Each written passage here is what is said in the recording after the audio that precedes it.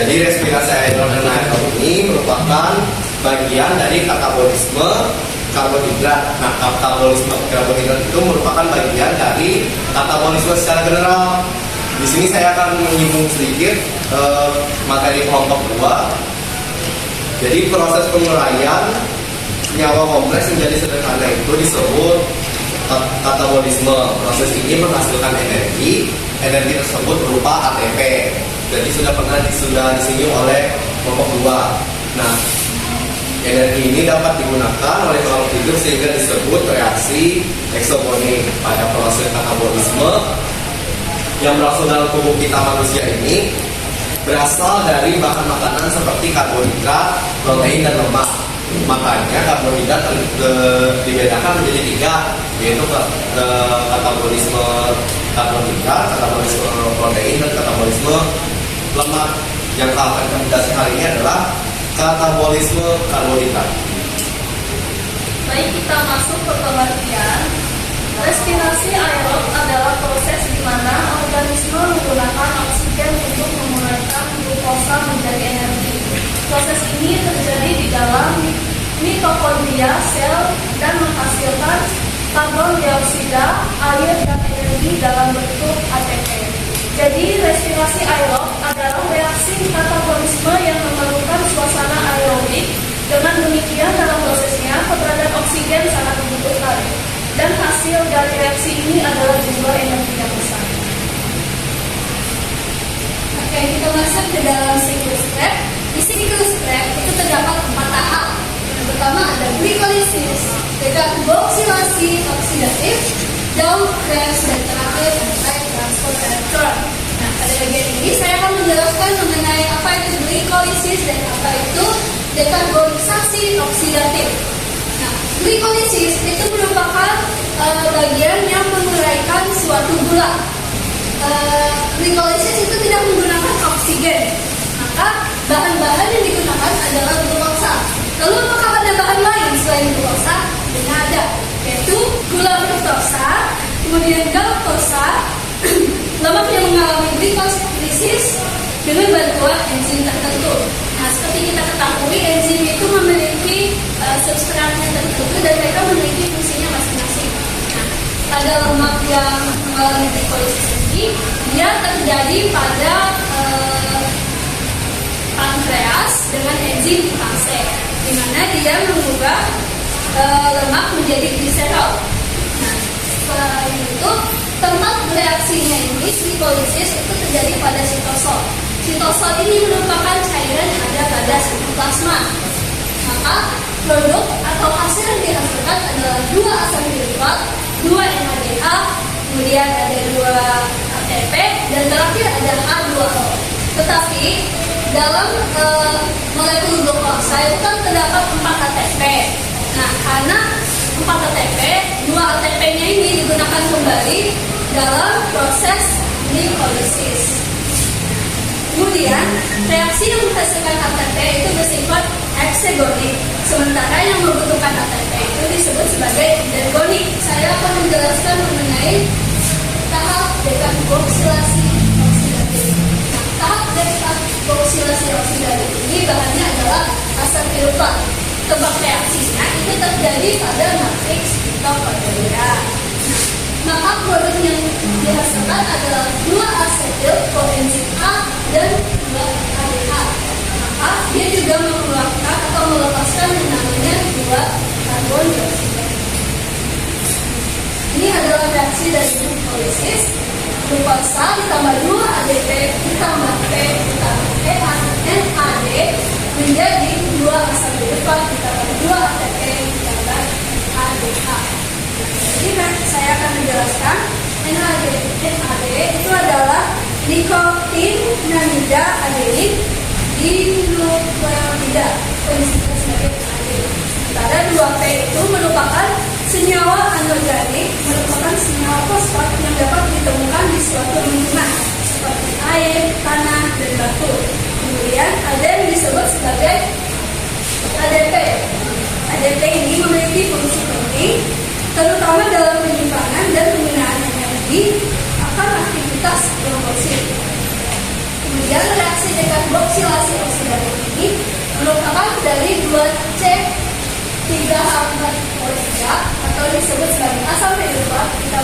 koenzim A, dia menjadi asetil koenzim A dengan karbodioksida.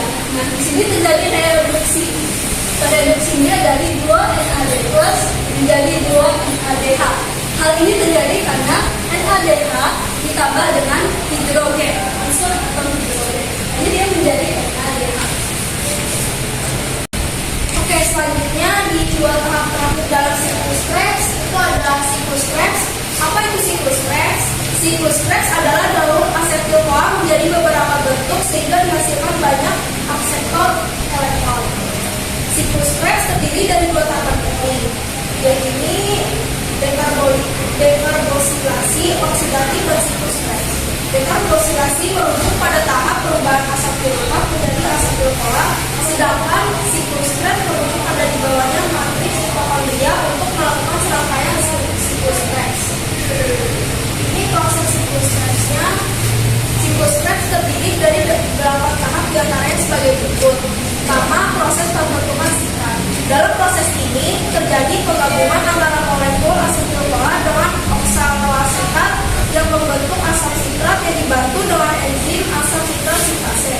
Sitrat yang dihasilkan dari proses sebelumnya akan diubah menjadi isositrat dengan bantuan enzim amotinase yang mengandung N12. Terjadi proses dekarboksilasi atau perombakan pertama kali. Isositrat yang terbentuk dari tahapan sebelumnya dioksidasi menjadi oksalositrat yang terikat oleh enzim isositrat dehidrogenase. Pada tahap ini, isositrat diubah menjadi alfa-ketoglutarate oleh enzim yang sama dibantu dengan NADH. Terjadi proses pengubahan alfa-ketoglutarate menjadi suksinil-CoA oleh enzim alfa-ketoglutarate kompleks dan proses oksidasi. Kemudian suksinil-CoA diubah menjadi suksinat, tidak hanya dibantu dengan enzim. Tahap pengubahan ini dibantu juga dengan Mg12 dan GDP yang bersama fosfat membentuk GDP. GDP inilah yang diubah menjadi ATP, sehingga menjadi energi yang dibutuhkan jaringan. Pada tahap ini, suksinat akan dioksidasi menjadi fumarat dengan bantuan enzim suksinat dehidrogenase. Pada tahap ketujuh adalah proses hidrasi. Pada proses ini terjadi penambahan atom hidrogen pada ikatan karbon dalam huruf C sama dengan C, sehingga menghasilkan produk berupa malat.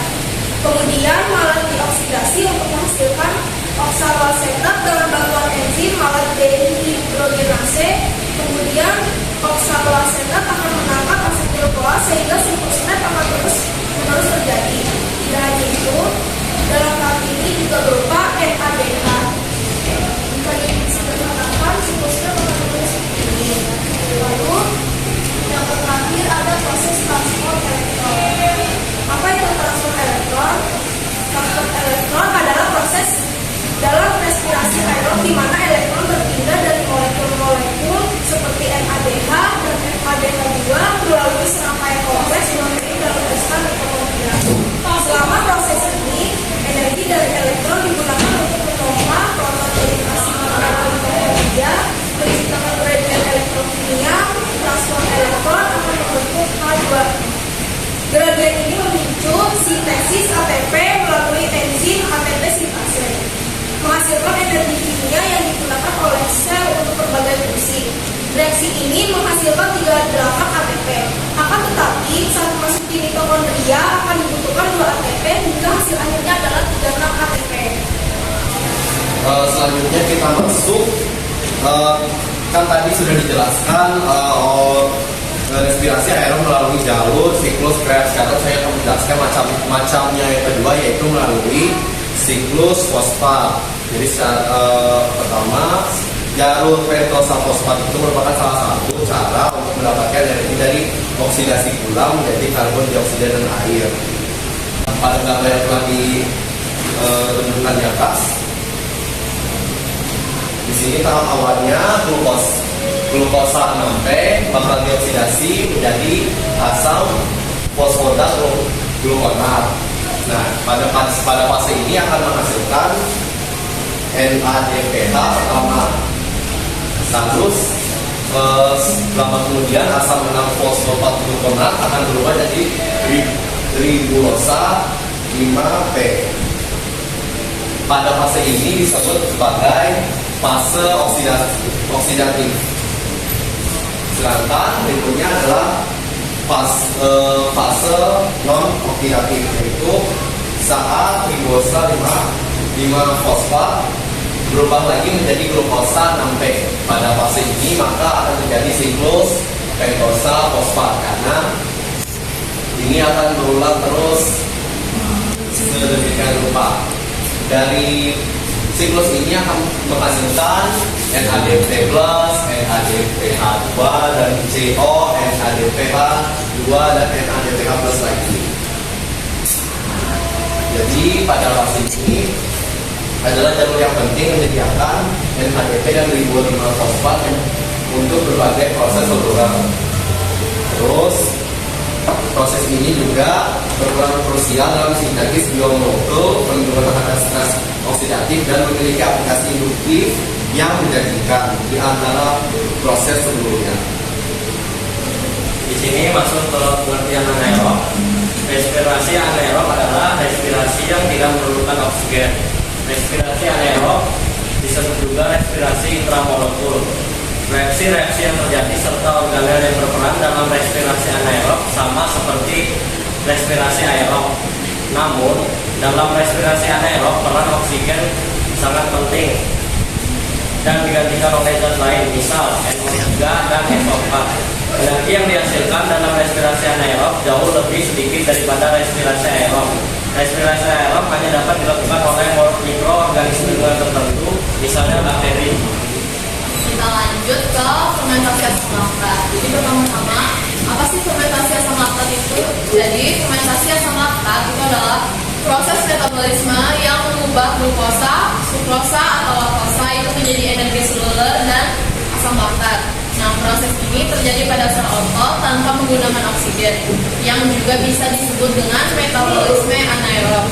Nah, sekarang kita masuk ke proses fermentasi asam laktat. Di sini ada 2 tahap. Yang pertama ada tahap glikolisis. Bahannya itu ada C6H12O6 atau glukosa.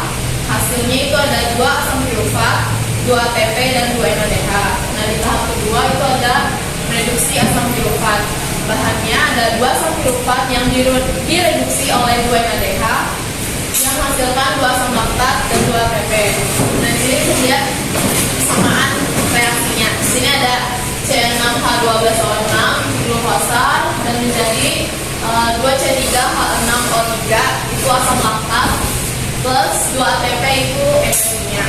Nah, jadi asam laktat itu terjadi juga pada otot hewan dan manusia. Jadi kita tahu kalau asam laktat itu bisa terjadi pada kondisi di mana kita melakukan aktivitas fisik berlebihan tanpa melakukan pemanasan. Nah, hal tersebut dapat menyebabkan terjadinya keseleo atau singkal atau pembengkakan pada sel darah merah yang bisa kita sebut dengan eritrosit. Nah, hal itu terjadi karena di darah kita itu kurang oksigen, maka timbullah asam laktat.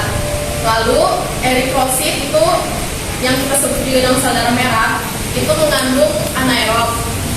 Jadi fermentasi asam laktat dalam kehidupan sehari-hari itu bisa kita temui pada yogurt dan keju. Selain itu, asam laktat selain terjadi pada hewan dan manusia, itu juga bisa terjadi pada jamur atau alga. Selanjutnya kita masuk ke fermentasi alkohol.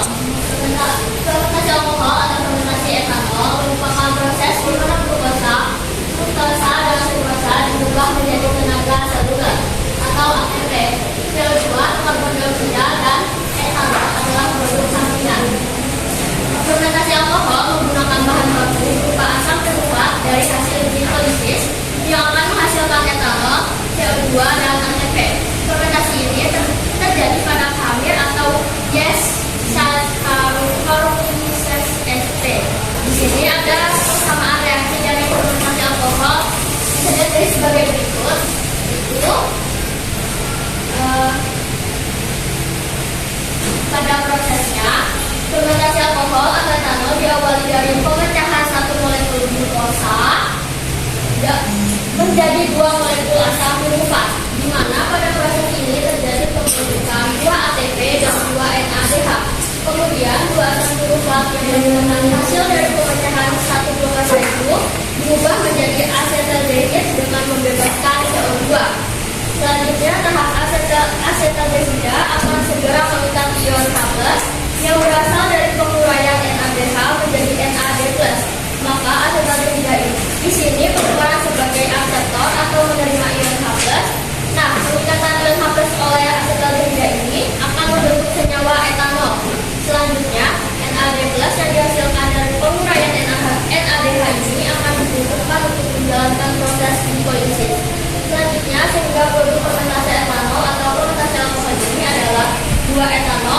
CO2 atau karbon dioksida, dan 2 ATP. Perlu kita ketahui bahwa beberapa organisme dapat melakukan proses fermentasi alkohol ini seperti bakteri dan juga ragi yang merupakan salah satu dari industri ini. Fermentasi ragi telah lama digunakan oleh manusia untuk menghasilkan bir dan untuk pembuatan roti. Pada proses pembuatan roti, gelembung karbon dioksida yang dihasilkan dalam fermentasi alkohol pada tahap perubahan pirufat menjadi asetaldehid akan menyebabkan adonan roti itu mengembang. Jadi sampai di situ penjelasan kami. Apakah ada yang ingin ditanyakan? Tidak ada. Jika tidak ada yang ditanyakan, saya akan menutup. Apabila ada salah kata, salah perkataan, atau menurut kalian ada yang kurang dari sini, kami mohon maaf sebesar-besarnya. Jadi sekian dan terima kasih atas perhatiannya semua.